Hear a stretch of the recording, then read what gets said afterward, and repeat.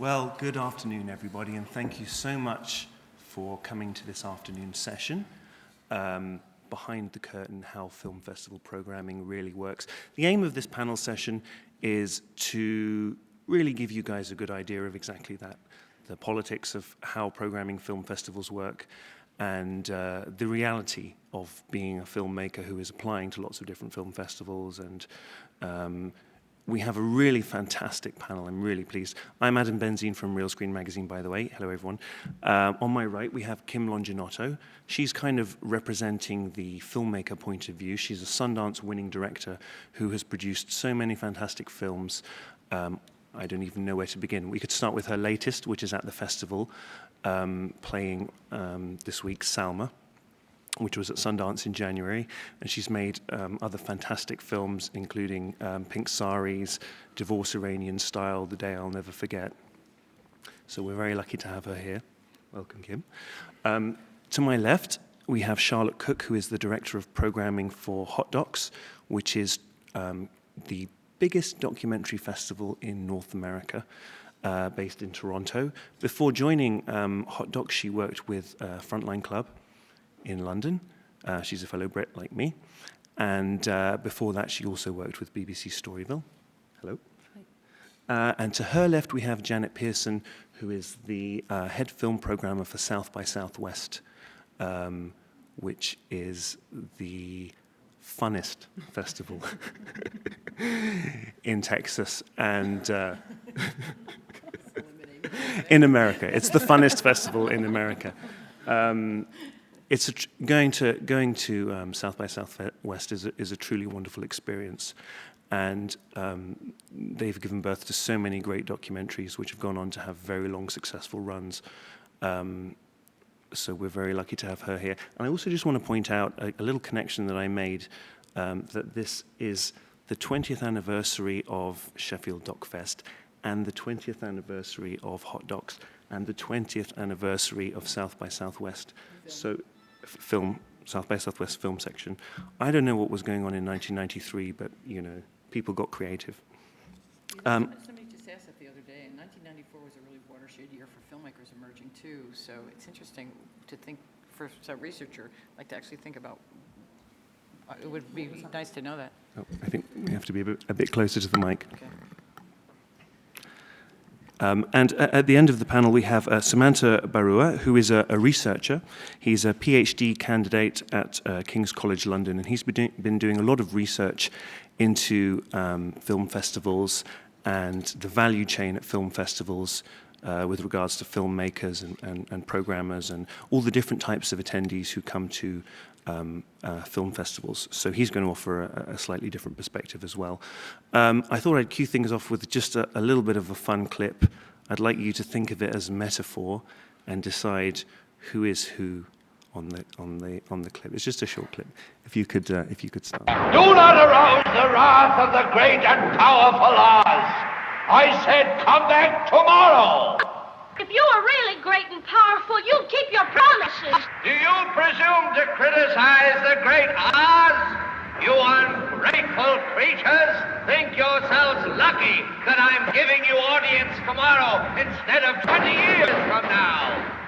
Oh, the great Oz has spoken. Oh, pay no attention to that man behind the curtain.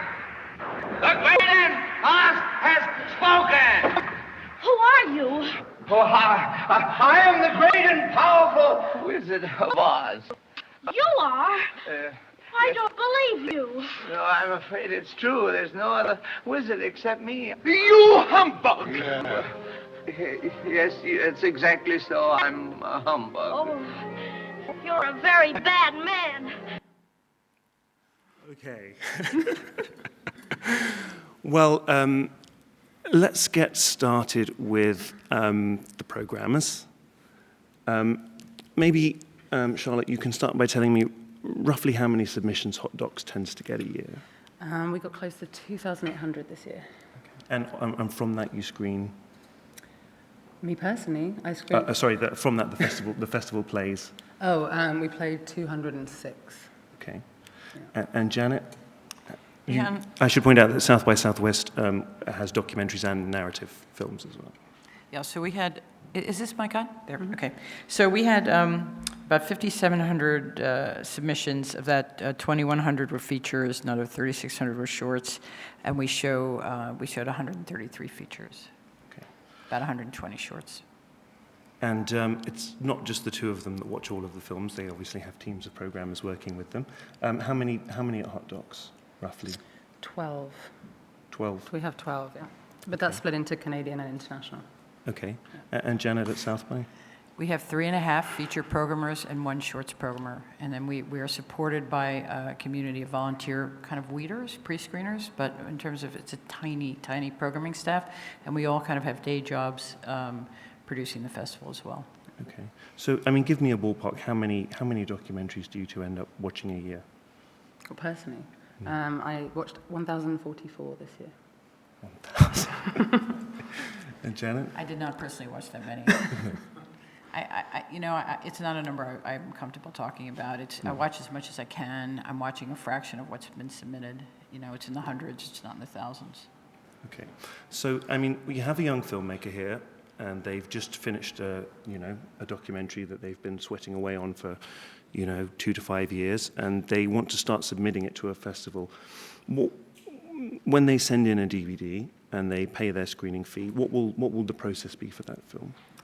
Well, for us, it'll go to a programmer first. We don't use pre-screeners, so that's why we have so many programmers. It'll go to a programmer first. They will rate the film, and then we have based on the rating, it will move around. We aim to screen everything twice, so it'll be seen by 2 different people, and then we discuss. So we do discuss the majority of the films. Mm-hmm. Yeah. And then if after that point, it will come to me if it gets a certain rating. It's related. We aim that everything is seen twice. We try to put our hands, certainly, the programmers try to see as much as they can, but things will be, we don't have time to see everything because of the submission time period. It opens in August, and it officially closes November 15th. We're getting half the submissions on November 15th, and we're done with the program by January 30th, and we're going to Sundance somewhere around the 16th of January for 5 days.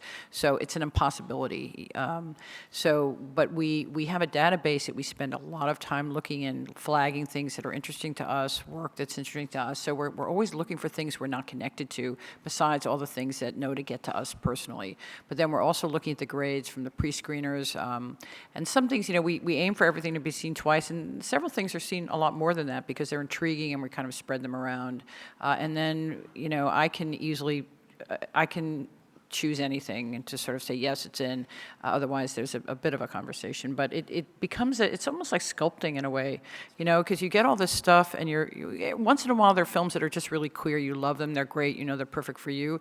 But a lot of times you're looking at the landscape and you're saying, okay, what are my options? What are the best choices I can make to make a really balanced, interesting program? So films that are wonderful don't sometimes get accepted because they don't fit into the total picture that you're looking for, which is a range of emotion, impact, budget, geography, experience. Talk to me a little bit about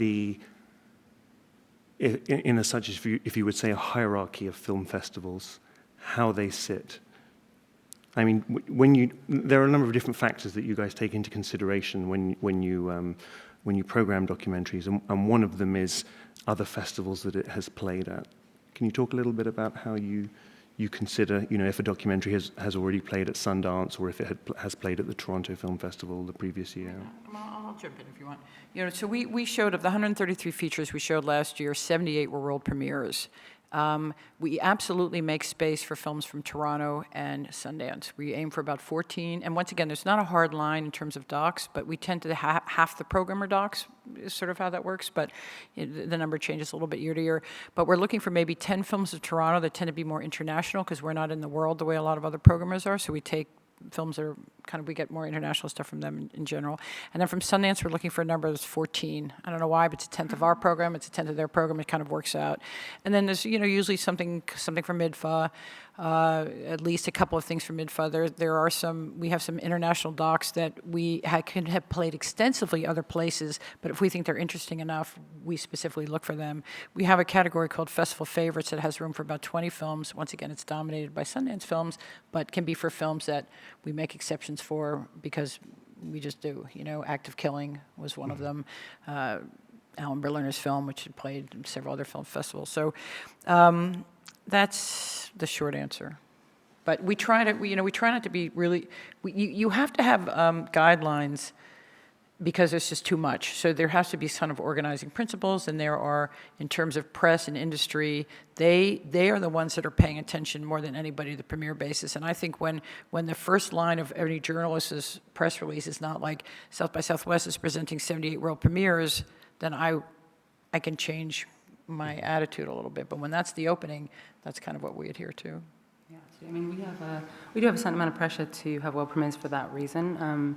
But because the program's so big, we can pull from all around the world, and we actively scout from other festivals. We really see ourselves as kind of like a best of the world at that point, because we're right at the end of the season. We only have Toronto premiere status. That's our only requirement, so it can't have played in the city before. So it means we can't play Toronto Film Festival films. But what I'm really looking for is how useful are we to this film. So if it has played a lot of places, but it's only played small festivals and it needs a bigger outing, then I don't care. If it's played a ton of festivals and we're not really going to help that film, but there's another film we can help, that's when those decisions come into play. If a British filmmaker has just, and this is a difficult question because your gut answer will be, well, submit it to South by Southwest, and yours would be submit it to Hot Docs. But if say a British filmmaker has just finished their film and they think, right, let's have a go at doing festivals, who should they submit it to? We were just talking about this personally to ourselves before we came on here. Both of us agree that, I wish filmmakers went to film festivals before they have films. They're all different, and they all have pros and cons. They're really different. It's like Toronto's different than Sundance. South by Southwest is different than Hot Docs, And it's sort of like they all have pros, they all have cons, and you should think about how your film aligns with that particular festival. And I don't think there's one answer, I mean, there are 10,000 people every year that are like Sundance or die, And it's like 120 of them live, and the other ones don't. And it's sort of like, well, what's your plan B, But, and maybe you were at Sundance and you were the film that, it was the 10th film out there, or the 20th film out, or 150th that people didn't care about. I'm sorry, I get my numbers wrong, but you know what I mean? It's sort of like you want to be in a place where it's going to pop and it's going to work for you, and there's not one answer to that. Yeah, I completely agree with that. I think what worries me is when filmmakers chase prestige for the sake of prestige, when often they can be a film that goes unnoticed, and they can make a beautiful film that goes unnoticed, and that always breaks my heart because they would have been a bigger deal at another festival. And I think it's about finding the right fit and visiting festivals and also talking to other filmmakers. Contacting filmmakers who have shown films at the festivals you're looking at is very, very helpful, and more than one, so that you get an idea of how they found and what they got out of the festival, because it might not be what you're looking for. There are 2 points that I want to touch on that have been very widely debated within the documentary film industry in recent months, and they are submission fees and screening fees. Do both of your festivals charge submission fees? Can you say what they are? Oh, ours are changing right now. We've just had them approved, and I'm going to forget what they are. But what we've done is, ours were actually very high comparatively. We've just now reduced them, kind of. What we've done is we've created, and this is actually, we looked at South by Southwest model and Tribeca's model, and actually they have a 3 deadline system, which we only had 2. So what we've now done is create a 3 deadline system and have a very, very cheap early deadline to kind of bribe filmmakers to send us films early. So it's incentivized. Like if you send us your film early, it will be really cheap. If you send it late, it's going to be really expensive.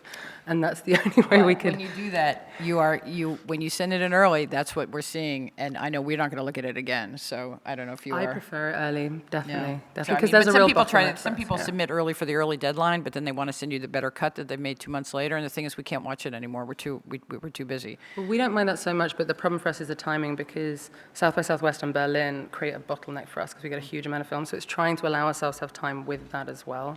So that's why we have to figure that out, just because it's timing a festival more than anything. And So, yeah, ours are, it's like a feature, that the first deadline, it's $40, and then it goes up to 60, and then it goes up to 100, which is like, at the final, it's like the last, I don't know, the last week or something like that, the last 2 weeks. Yeah, that's similar to what we're doing. yeah, so I mean, if we say sort of $40 or $50, that's about £30-ish range. And when the films screen, do the filmmakers get any take of the box office there? No. There is no box office. It's South by Southwest is the badge. There's a badge system, Oh, right, yes. and so there are no tickets sold. And we don't. Not only do filmmakers not get any percentage of that, we don't pay for their travel or accommodations. No. But Hot Docs does tend to... Yeah, so I think it's, I've got my figures ahead because I forget everything. 22% of our box office goes into supporting travel. So for every film over an hour, we pay for all travel and accommodation. Okay. Yeah. So what I think that is kind of interesting is after you've finished your film, if you were going to apply to 20 or 25 festivals, say, you wanted to have your best chance at getting into Sundance, Berlin, South by Southwest, Doc Leipzig for Cannes Film Festival, Sheffield Doc Fest, and many of the smaller ones, you're talking about maybe budgeting in another sort of £1,500, $2,000 in submission fees to be considered for those festivals.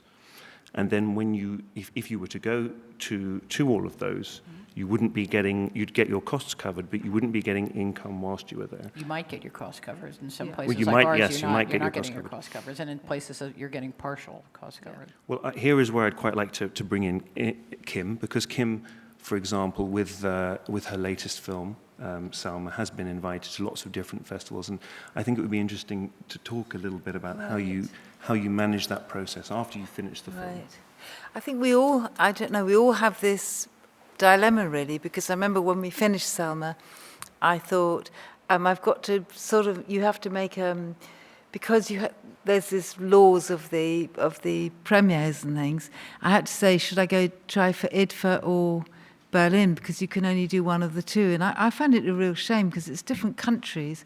I mean, I'm really pleased that Charlotte says as long as it's not being shown in Toronto, because to have to decide between Netherlands and Germany is quite a big thing. And then if you apply for Berlin and then you don't get in, and then you could have gone to... So I thought, what should I do? And I thought, I've done IDFA, I'll try Berlin this year. And actually, we had a really better time in Berlin. But I think it's just, that I think we all find that really difficult, the thing about premieres. And I think Heather at this festival at Sheffield's really, really generous with that. They do say, they've always been generous about it. It doesn't matter if it's shown in IDFA, we'll show it in Sheffield. They're not nearly so strict here. The thing about going, I spoke to Debbie, who's a friend of mine, American friend, Debbie Zimmerman, and she said we should premiere in Sundance. So I listened to her because she's quite bossy anyway. But I thought, okay, I'll go for Sundance and we'll premiere there, and then we'll go to. And actually, I was really surprised by how much it cost, because there was me and there was Salma and there was Ollie, the editor. I couldn't go. Two of us go without the editor. Salma being the subject. Salma's the subject, and also she'd never been to Sundance, and I thought it'd be a wonderful experience for her. And it actually cost really a lot of money, because also once I said, we'll come, they kept putting panels on the end, and it meant I had to be almost there for the 10 days, because we did panels at the end. And whereas here in Sheffield, they've paid for everything. I mean, they've been amazing. They've paid for Salma to come over from India. They've paid for her fare, and they've paid for me, and they've paid for hotels. So it's all free. So I suppose Adam and I mean, we'll all think differently about this, but I don't really mind about the screening fees. And Debbie keeps saying to me, you should ask for screening fees. But I think if they pay for you to come and they pay the hotel, I think that's pretty amazing. So I don't mind about that side of it, because as long as I'm not actually actively paying out money. And I was thinking about it, and I said to Debbie, I don't think we'd do Sundance again. It was so expensive. I mean, it was Sundance thousands. did they offer to cover your flights and hotel? I got my flight, then I got £1,000 off, $1,000 off accommodation, and then everything else. So I had to pay for Salma's flight, her accommodation, Ollie's accommodation. Salma and I shared a room, but it still came to really a lot.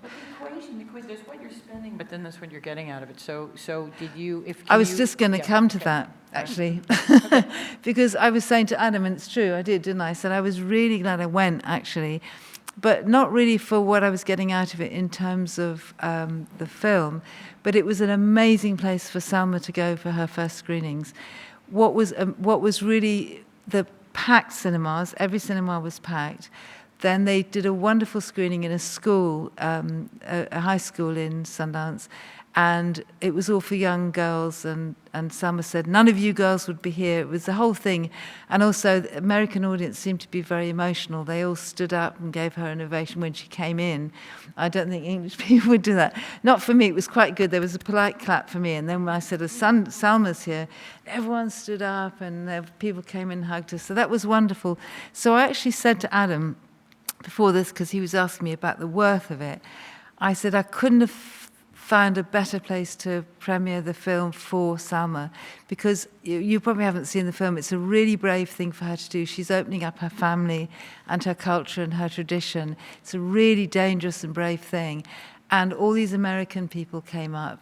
And they're much more generous in a way. Well, they seemed to be very generous. They said, they hugged her, and women were crying, and they said, I'm now going to leave my husband. And there was all like, it was like opera or something. You've inspired me and all of this. And of course, Salma's kept that with her. It's something she'll never forget for her first screening. Yeah. So when Adam asked me, was it worth it? I said, for that, it was absolutely worth it. It was a brilliant place to take. But I still don't know about that. It was so much money. It was a lot of money. So I probably next time would go and I'd say, no, we're only going to come for 4 days, because the hotel was really expensive. It was something like $400 a night or something. And with the festival run that comes after that, with all of the other, because I think it's worth pointing out that a lot of films that play in competition at Sundance then get invited to a lot of other festivals, ranging from the small Minnesota Town Film Festival to the bigger festivals like Hot Docs and South by Southwest and Sheffield Doc Fest and the local Village on the Green Festival. Is it a consideration that if you were to go to all of them, you wouldn't be able to work during that time? No, what I normally do, and I don't know what other people think, I normally go to the first few, because otherwise it is, you wouldn't ever... And I've got friends that go... They spend a whole year going to them, and they say, you're mad, why don't you want to go to, they really enjoy going to festivals. Yes. And I love going to festivals, but I think I'm teaching a bit at the film school now, and I do camera work, because Adam was saying not many people can live just on making films, and most of us can't. So I do other work, which is, I earn more from that than, because what I do is when I make a film, I put everything that I make from the film back into promoting the film, and then I give money to people in the film, and then there's all other things you do to, you don't really make a lot of money out of it, not enough to live on, and actually I love being at the film school anyway. So, yes. And if you went just like people I know, 18 months, just going from one festival, and I don't really quite know how people do that. Are you doing business though also whilst you're at the festival? Are you meeting Well, with I'm not very good at it. I don't know. No, here I haven't really done business, but I've got a panel, and I've got another panel tomorrow, and then... This is the best one. Yeah, good, okay. And then, and I'm with Salma, I'm looking after Salma. So, for example, when we were in Sundance, I kept getting invited to loads of things. I didn't go to any of them. Yes. Because I was with Salma, and it seemed really unfair. She wouldn't want to be at something like this. I've left her now, so I'm feeling a bit guilty. But, she wouldn't want to be at something like this. So I didn't actually... I went to all the screenings, and we did Q&A at all the screenings, and I feel that's sort of my job. And then I did the 2 panels they wanted me to do. Yes. But I don't meet commissioning. I mean, I think if you have people that are in the film with you, then you're with it. I mean, I took her to there's a music, we went to fabulous things. Actually, I probably shouldn't be, but there was a music bar, there was a place like a music cafe, and she'd never seen American music, and we went there every day and listened, and all these different bands came on. I mean, she had the most wonderful, she said it was the best week of her life. And we went for a walk in the snow, and that's the sort of thing we did. Yeah. Well, I mean, I think that's a good point to give Janet and Charlotte a chance to talk a little bit about the other value that filmmakers get out of being at film festivals in lieu of actual money, the other value that they can get. And from there, I'd like to go to Sumanta, who has been doing research into the value chain on there. But I mean, talk to me a little bit about, well, I mean, why aside from the glamour of you're at a film festival and your film is premiering there and you have an audience and they've all come to see your film, tell me a little bit about the value that filmmakers get attending. Well, I think value is the key thing we should be talking about, rather than, should you pay screening fees, should you pay submission fees? It's all about value, and I think a lot of the comments raised about this was largely aimed at festivals that have no industry side, have no press attendance, and are just showcases for films. And I think those festivals should absolutely pay screening fees, because there is no value to the filmmaker. And I think, we both have festivals that can offer a lot. I mean, Hot Docs has a huge industry presence. We work with filmmakers continually to make sure they have meetings, make sure they're meeting press. I mean, our press team is incredible. And it's really about launching the film so that it will go on to do other things. And, you see a lot of festivals that show films that already have funding. I think, we have to show those to a certain extent because the audience want to see them, but they are a way into getting other films into the festivals. And for me, that's what I feel film festivals are for. Yes, there is always commercial work, and that will always succeed, but really, critical acclaim can give lives to some of these films that we show. And that's what film festivals, for me, are for, so that they build a momentum at a festival. So it's our job to launch films and make sure they go on to great things. There's really a lot of different ways to judge success. For some filmmakers, they're working, and being at a film festival means that they're showing their work, they're getting feedback, but they can call themselves a filmmaker. It's an active relationship that they're engaged and experience. They meet a community of other people, which is a huge part of South by Southwest. We feel, and the Hot Docs the same too. It's a great community of, you're seeing your peers. They're incredibly talented, interesting people, and that's where there's so much that you learn from supporting and engaging with your peers. And people get inspired, and that's a huge part of it. So just being, I went to art school, and I remember the two things I learned was Sharpies are really useful, and it's good to be an artist because then you get to meet other artists, and it's kind of that's true. You get to be in this incredible, interesting pool. But then there's press, there's industry, there's learning more and more as filmmakers are doing kind of DIY approaches to get their films in front of audience. There's learning the tools of how you engage. There's so much, there's so much learning that goes on at festivals. Like I said, we have a conference and we have mentorships, and there's, so there's the educational value. There's the networking. There's who you meet on the industry, press, and filmmaker side. And there's just, a lot of different ways that it becomes valuable. It's a way to see the world.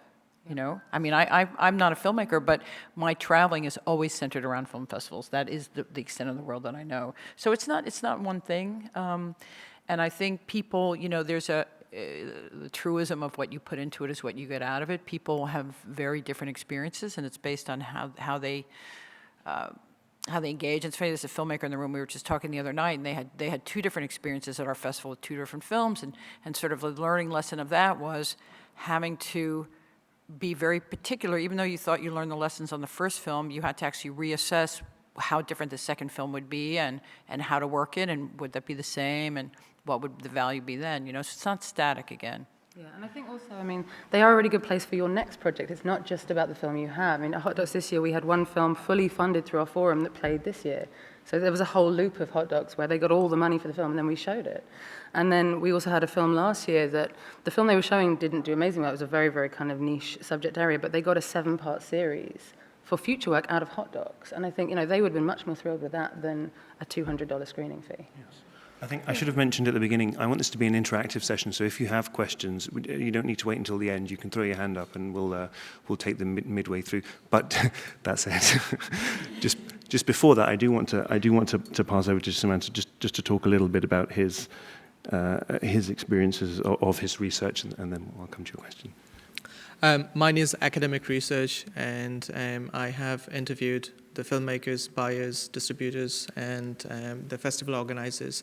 I just want to add one thing to what you said about the festivals that has exhibitions attached to it, or it focuses on film screenings, and about the financial or some sort of assistance to the filmmakers. We found that a lot of buyers are in favor of that concept, and because what they think is, if filmmakers get this exposure, it not just helps them, who are the filmmakers, but also it helps the industry.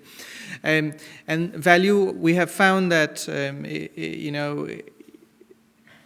again, coming back to what you said, it's very important to know what festivals you go to, not just the fact that there are networking events, but how these networking events are organized. So, for example, there are informal networking events, there are formal networking events, and we have seen different types of formal networking events. For example, in informal networking events, there is this importance given to filmmakers taking the initiative and getting in touch with the industry people. But then not all filmmakers are, some are shy. They may not be keen to go and take the initiative to talk to people.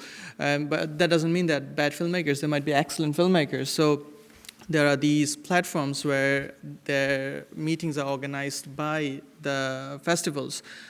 Now, there are different types of organized meetings, for example, pitching sessions and also one-to-one meetings.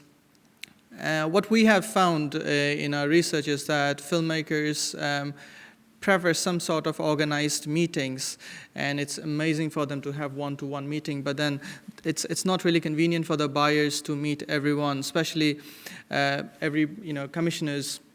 They have got different objectives. They want certain types of films. So if the filmmakers get to know about what these buyers want, it becomes much easier for the filmmakers to approach the right person. But the other thing we found is that buyers prefer sort of, if they get to know who are the participating filmmakers, they can, do a little bit of their own homework. And then if there is some sort of pitching session before one-to-one meeting, that's where the filmmaker can pitch their project to a wider audience, and there'll be Q&A sessions. And after that, the one-to-one meetings makes more sense, and it's more fruitful, not only for the buyers, but for the filmmakers as well. The other thing we found is that, a lot of filmmakers go to those festivals which has exhibition side of it to show their work to the people. They have worked years on a project. And when they don't find that venue, that platform, they get very disappointed. And there are two ways that can happen. One is when the audience is not connected to the film. And the second is when, there are no audience at all. We have come across stories when filmmakers screened their films and there were no audience at the festival. So it's very important. Just a few people, you mean? We have come across festivals where there was not a single person. That's not good. And that's why it's very important for filmmakers to know very well where they are going to, where they're submitting their films. There are some festivals which gives a very interesting platform, not just with the industry people, but also the press, the media. You have access to it, and hence it's the homework is very, very important. So that's one of the very important things we found in our research. Yes, for filmmakers to do their homework into what the festival they're going to is going to be like. I think we had a question here. You just have to wait for a microphone. There's a guy who has a mic a young lady who has a mic. Hello. My name is Samantha Grant, and I'm the director and producer of A Fragile Trust, which is actually having its world premiere here tomorrow. And my question is, I am a first-time filmmaker. This is my first feature. I've made a bunch of shorts, but this is my first feature. And I think naively, I submitted a very early cut of the film to a bunch of festivals, including both of yours. And, I knew at the time that the film was not done. And I actually knew that it was going to be better, but I had been told by people, I don't even remember exactly who, just submit it, they'll, see. And in any event, I just finished it to have the world premiere here, and my question really is, can you resubmit? I mean, I know it's not ideal, But the film, I feel, is significantly different and much better now. And this is not with regard to my specific film, but just in general, is that something that's done? Every year we show films that we've rejected the year before because so many filmmakers are in a rush and they're submitting things that aren't quite done. And literally every year there's at least one, and sometimes there's several films. So, if you premiered here, now it's different, in your case you premiered here, you should probably play out through the summer and the fall, and by March I'd say it would be played out and probably not. But if you'd finished it and sort of sat on it, or, there are routes that can work. We say if there's been work on it, sure, you can resubmit. You have to pay again, but yeah, you can. And that goes for even if it hasn't had a U.S. premiere, because, yeah. It's more to your advantage if we're looking at a Queen premiere, but actually, we showed something that premiered at another festival that we rejected the year before as a world premiere, and we took it with no premiere status in the second year. I don't know, sometimes it's just the years differ. There's a guy at the back who has his hand up, if we can maybe go to him. Hi, I was just wondered, when you've got so many people watching films before they get to you, how do you instill the criteria you're looking for in them? Like, what's to stop someone not liking a film that could go on to be great at a festival? What do you brief them? That is my nightmare. That's why we kind of watch as much as we can. So it's just one of the challenges. You watch as much as you possibly can. You really just squeeze in every single thing you can, because anything that you haven't watched yourself could be the film that you would have loved.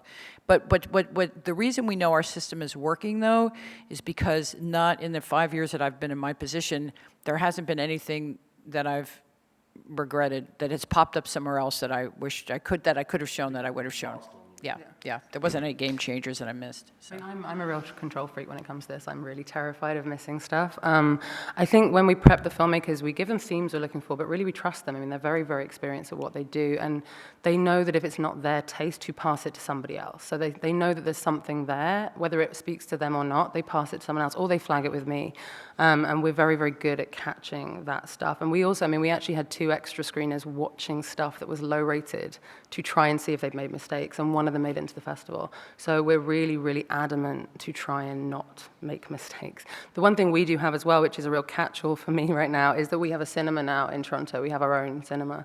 And you can't, even we show as many films as we do, I can't get all the ones in. I have a list of films that break my heart that I didn't show, and now it's my job to get them into the cinema. We also talk to each other. There are tons of films that we just can't get in, and we tell each other, other festivals, about those films. Because being the head programmers at the big festivals. Yeah, at all festivals. We all have different alliances, and we all have different friendships, but absolutely, for the people that we respect and trust, we absolutely do what we can, because we always have films that we wish we could show that we can't. Yeah. How much of a film do you watch? If I it's watch boring, the whole thing. If it's boring after 20 minutes, do programmers turn off?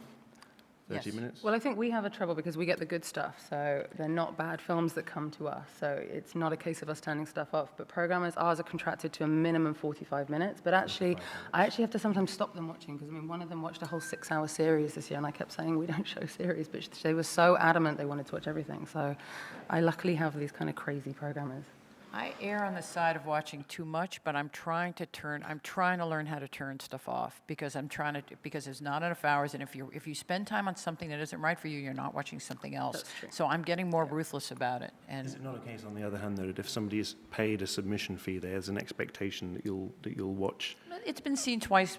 It's been seen twice in full by somebody, just not me, necessarily. Right, okay. And in a lot of cases, the majority of what I watch, the reason I haven't seen 1,000 films is because I'm watching full films. So it varies. I'm not promising that I'm watching full films. And at a certain point, yes, everything is seen twice. Somebody watches at least the whole of the film, or in your case, at least 45 minutes of the...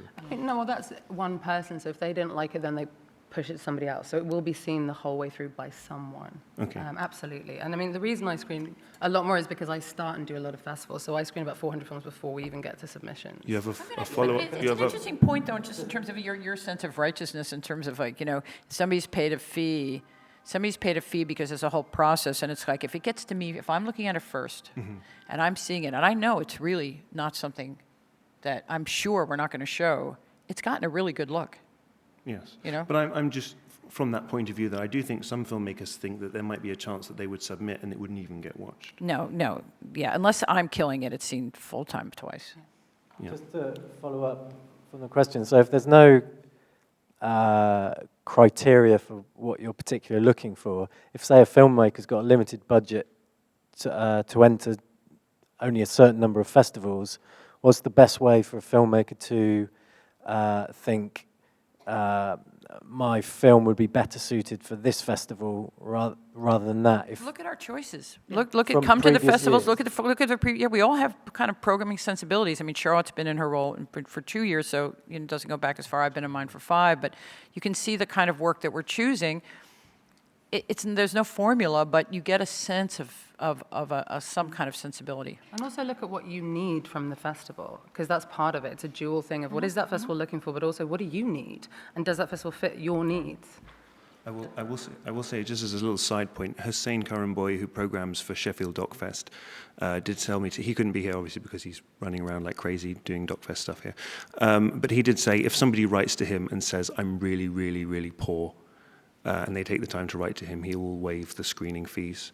You've got to remember everybody. I mean, we get that a lot too. I mean, we waive fees for anyone from a developing country and all students. That's something we do. And I mean, you can often, we're trying to discount rather than like, it's very difficult because I also think it's unfair that a lot of people get them just by writing to you or if you know them. And I really we're really adamant that we treat everybody the same. So, but we'll try and, if there's a very good reason, we will try and maybe discount the fee or figure something out. But, otherwise you get everybody saying that to you. And it's really tough because who do you say yes and no to? There was a question. Sorry, yes. One thing, just to answer the question, what we found in our research is that there's another way you can to find out if the film is suitable for the film festival, especially those festivals that has a market attached to it where there are commissioners coming. If you are able to find out what these commissioners want and their what their objectives are, it can be quite helpful for you to see if your film is suitable. So understanding those who are attending from the industry, what they want, is also helpful. There's a young lady here. Thank you. I'm wondering what the relationship between broadcast documentaries and festival documentaries is. As a broadcast filmmaker, do I basically just need to give you premiere, or how does it work? I mean, I think it really varies. We showed a lot of stuff that had broadcast in its home country. We can't show stuff that's been broadcast in Canada. We can if it's US, but it's not great because I just don't think we're useful for that film at that point. I mean, we're not doing anything. I don't mind. I mean, we showed a film that had broadcast in the UK, but it still hadn't had any kind of international premiere. And so therefore, I'm still useful to that film. So I would say this is the one thing, talk to programmers, talk to the festival. We are completely open to discussing this with you, and we will happily advise you, saying like, ask for a holdback from the broadcaster, because often filmmakers don't realize they can ask broadcasters for holdbacks, and they will wait because they want the prestige of playing a festival. It's good for them. So I think it's communication around that, for sure. I think it's good to bring Kim in on this point, because Kim, to date, pretty much all of your documentaries have been, am I right in saying it, entirely funded by Channel 4?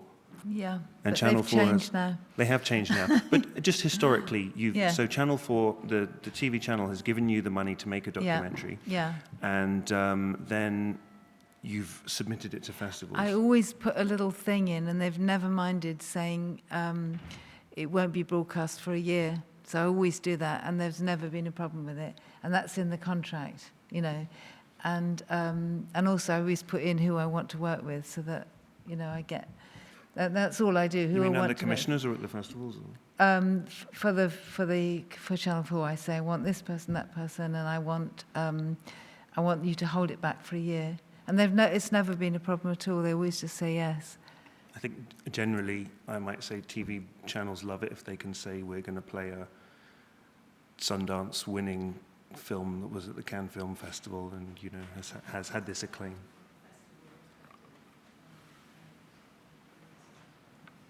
Well, I mean, mine's not that. I mean, Charlotte pretty answered it. I mean, from South by Southwest, it can't be.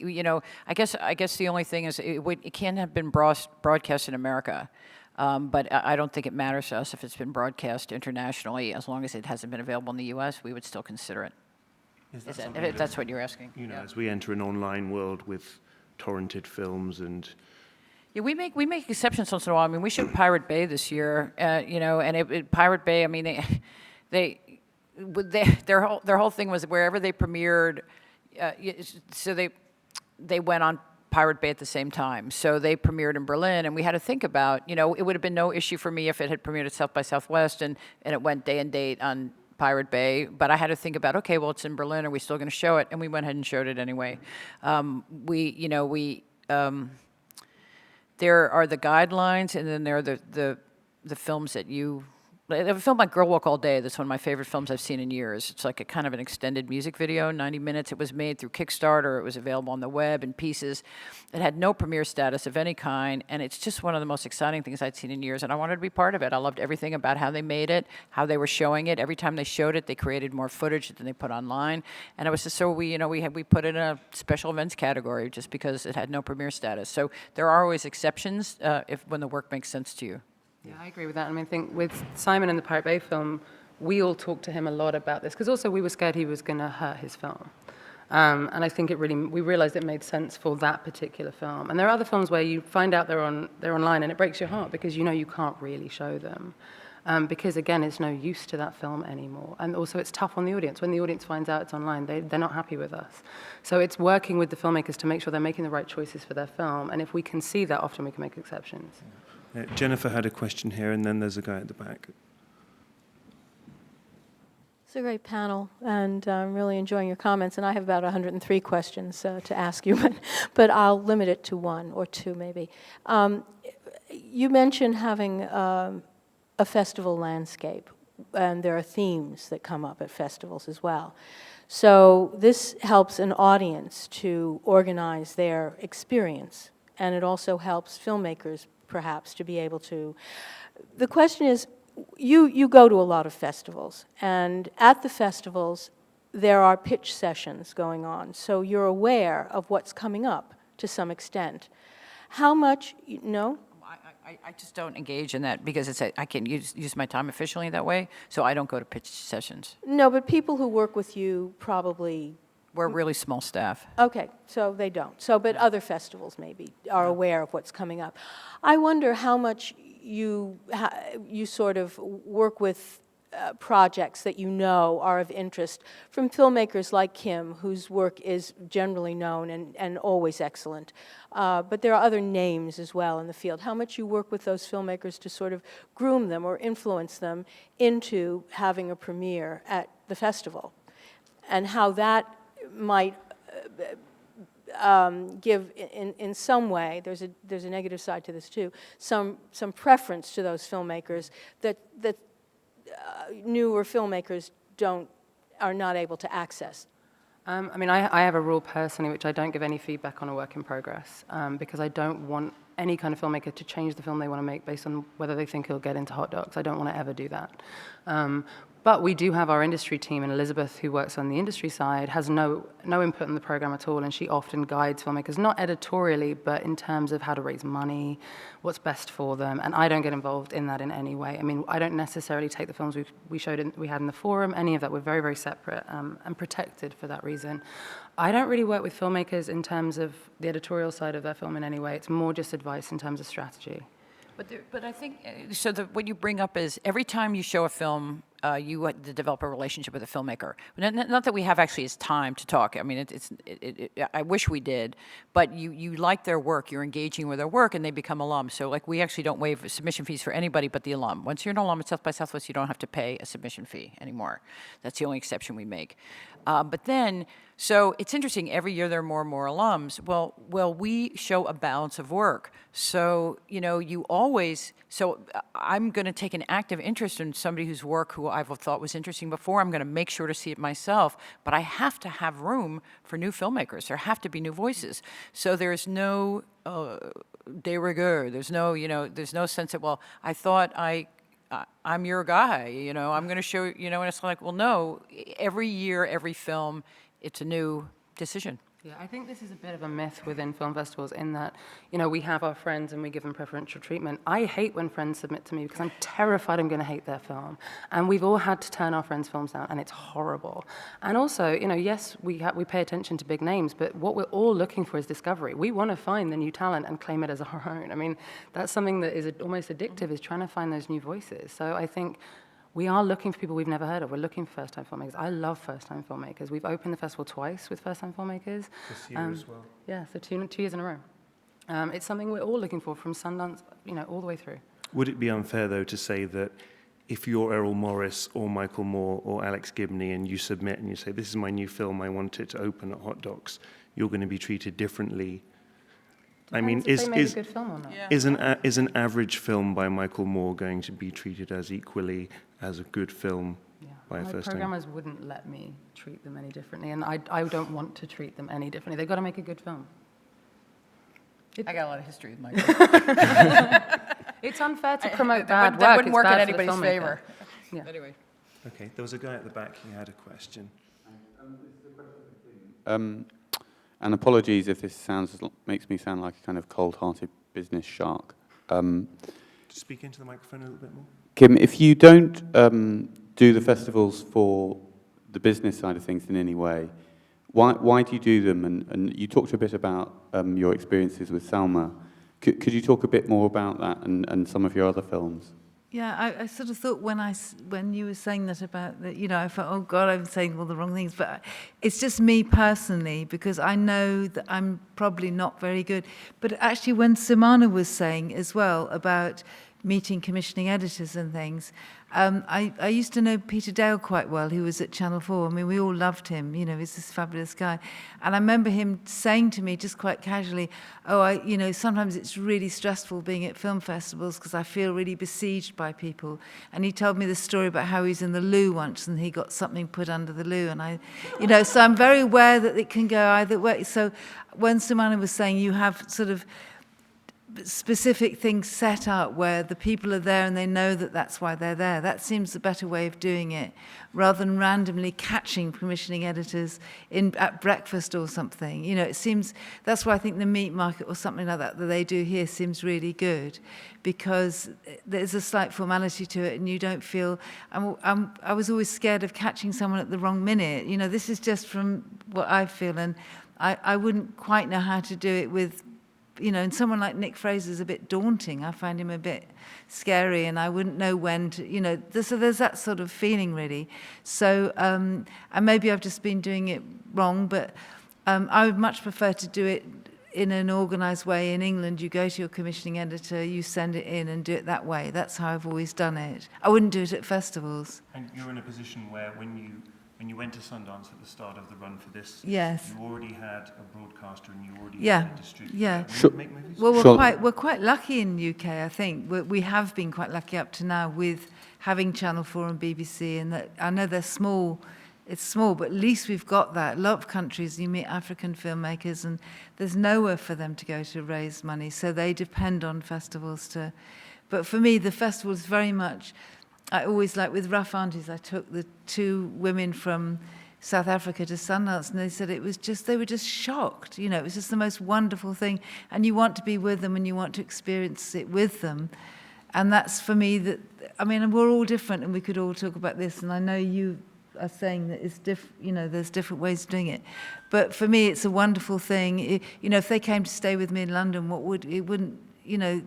it's wonderful for them to have an audience and to have an experience and see that they've done this extraordinary thing and they've opened their lives out, and audiences telling them that they value that. What can be better than that? For me, that's how I feel it, really. Do you remember your first film festival screening? My first film festival screening was the opposite. It was London Film Festival, and it was a film about my boarding school, and it was the last time I saw my parents because they were so angry with the film, and then all the people. So it's not a good example, but but it was a disaster. It was a horrible screening, but I was really glad I'd done it. But it was almost like it was like I was stripping myself to my parents and my boarding school, and it was very upsetting. But I was glad I did it. So it was almost like coming out, that sort of thing. We're getting a little short on time, but if there's another question just here. Don't be shy. If you have questions, you can ask them. I was just wondering, I guess this is maybe, no, it hasn't been touched on really. So I've just finished making a film, and I have sort of done my research on which festivals to send it to, and I've been advised to submit it to a sort of cross-section of different festivals, which I've done, or sort of worked out. I'm just wondering, with the submission, should you, if you're going to send your film off to everything at the same time, if it's ready to be submitted, so I'm not explaining this very well, should you send your film off to everything at the same time and see if it gets picked up by other festivals, or should you sort of stagger it? That's a great question. It depends on what the time frame you can. One of the things that's really good for filmmakers to know is if you have your priority list. So let's say you've submitted to your B priority and you really want to hear from A. Well, if B invites you, you can call the A and say, where am I in your process? Have you made a decision yet? I've been invited somewhere else. I need to give them a decision by this date. Can you help me? And sometimes we'll respond and sometimes it'll push us to watch sooner. Sometimes, and we will, and we'll give a definitive answer in a very rare case. Sometimes we'll look at it and say, we can't tell you anything definitive, so you're going to have to ride out the process and wait. And then sometimes we're like, you know what, actually, you should go ahead and take that offer because that from my perspective, would make sense. So those are the three different things that can happen. When you say doing it all at once, you know, the whole year, that's a small window of festivals that you could all apply to at the same time. So there is a natural stagger that makes sense. But that's a really important thing that filmmakers don't realize that they can do, that you can kind of call your priority. If you're invited to a less prioritized festival, call the one that you really love and let them know. Yeah, I mean, we have a real problem with this because psychologically a lot of filmmakers think we're May, so they don't submit to us until after they've heard back from you guys, Tribeca, etc. Tribeca is the same time as us, so, and they actually decide later than us. So if they're waiting on Tribeca, they may miss us completely. And we've been working really hard to try and get filmmakers to send us at the same time as they're submitting, and they don't. So we will often get these waft of films come in with a week to go and 5 slots left, and it's heartbreaking because we're just turning down great films, and we don't have the space anymore. So I would always say, especially in the festivals from January to May, send it all at the same time. I really would. Because also then, the main thing is you have options. You know where you stand with all the festivals largely at once, and you can make your own choice rather than deciding by the festival's decision. I'm curious, for the young lady who asked the question, what do you think your A list of festivals is? Sorry, into the microphone. Literally not just saying this, but both of yours respectively. I don't know, nice to submit here. I don't know, I'm not going to send it to anywhere like Sundance because I just don't think it's the right place to send it. You know, I want to submit it to places that I know it's going to be seen. IDFA, like Silver Docs. It's a short film, so I'm going to. Well, I don't. At Sundance, it'll get seen. I mean, I know, those guys work very, very hard. I know, at what they're but doing, it's only a short film. It's not a feature. Sundance plays shorts. But I'm just kind of thinking that maybe Sundance is perhaps a little too ambitious and. I don't know, we have a lot of respect for those guys. They do a great job. They're looking for new voices. They're looking for really hard. They're looking for new voices and fresh things. So, I mean, they put together a great program. And, it's like, if you don't think your film is right for them, don't submit it to them. But don't do it because you don't think it's possible. I just feel like submit to Sundance, Cannes Film Festival and Toronto Film Festival because you think you won't get in. I would say that the film that won the Grand Jury Prize and the Audience Award at Sundance this year was a film called Blood Brother, and it came in off a DVD in a bag. The head programmers weren't tracking it, they weren't aware on it, it wasn't on their radar, they literally fished it out of the pile, thought it was really good and played it, and it won the 2 top awards. And those were first-time filmmakers, and they had no track record and weren't on anybody's radar. It's not just because I think it won't get in. I just want it to. I'm not sure if it'll get sort of noticed. Yeah, well, if it's a Sundance, that is a more makes sense. I mean, yeah. Couple of last questions. There's a guy just here on the end. I've got the red light of death on the screen, which means we're very close. We're very, yeah. Looks like it's going to This guy here, yeah. Sorry, this lady here. I've not got my contact lenses in, I apologize. Yeah, a follow-up question to the previous one about the premiere status. How do you treat a film that's been broadcast in your region and then has been re-edited as a theatrical version? We've stopped doing that. I mean, it's, again, there's no value for the filmmakers, really. I mean, it was a really tough decision when we did it, and because we used to show the theatrical version. I don't know that it's of any use. I mean, I just think try for the whole back. I really think that's the way to do it, is flip it, broadcast afterwards. I think we did it once by accident, but we wouldn't do it intentionally.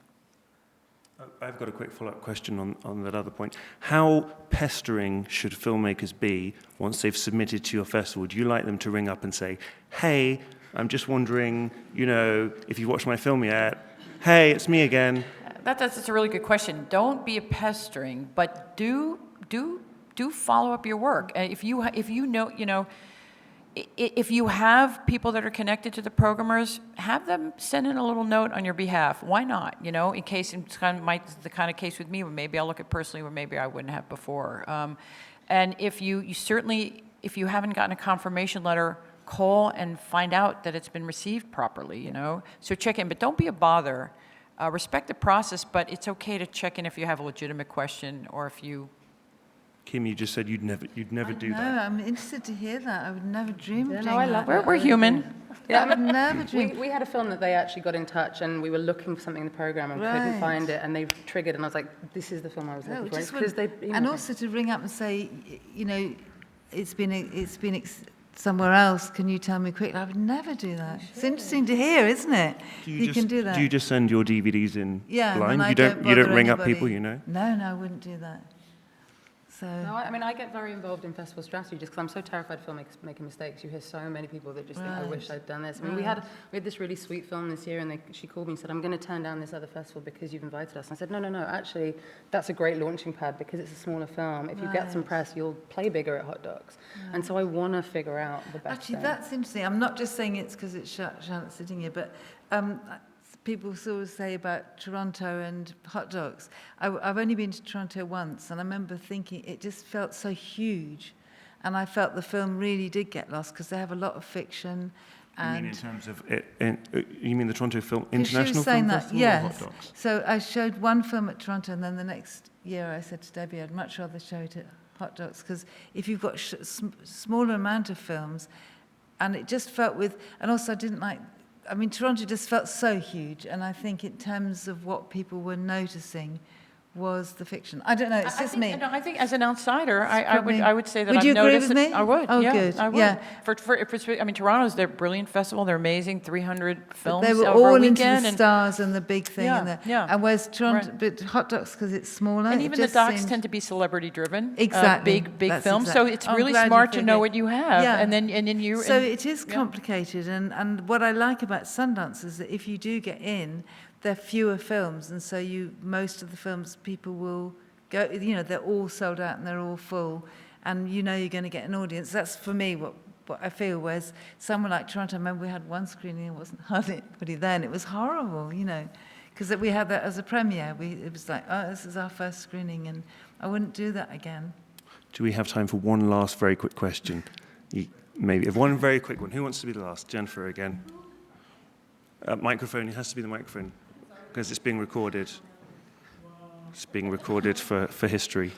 So, is there any place, a list, that says in 2 or 3 lines what the landscape of each festival is for filmmakers to be able to find that out so that they don't have to have the expense of traveling to every film festival in order to know them directly? Is there such a list anywhere?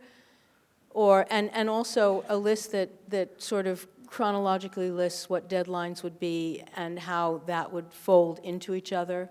There's no rigid, this is it, this is all you need. I mean, Real Screen is fantastic. They do a great job. IndieWire does a great job. Filmmaker Magazine does an interesting job. So there are a lot of people that are working on this, but they all have SKUs, they all have perspectives,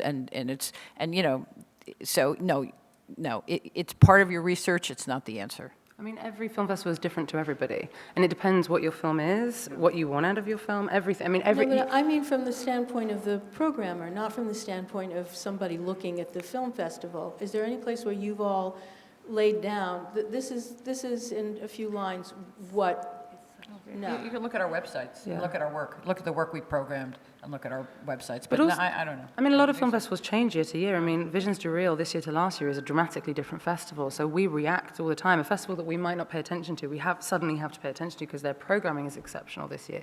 So it changed. I mean, in terms of deadlines, yeah, you can find all of that online. Like in terms of submission deadlines, there are people who've put those lists together. But again, I would say, I mean, from a filmmaker perspective, talk to the filmmakers always. Their email addresses are really easy to find, which is probably not a good thing. Or talk to them on Facebook. They will always tell you what they thought of a festival because they want to help, because they've made mistakes. And likewise, we will often, if it's off season, I'm happy to talk to anybody about their strategy, anyone.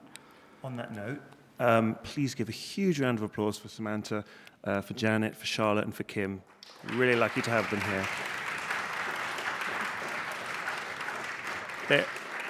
They're all very, very friendly and approachable, so come up to them and have a chat if you want to, but please do it just outside the room so that the staff can turn the room over. Thank you, everyone.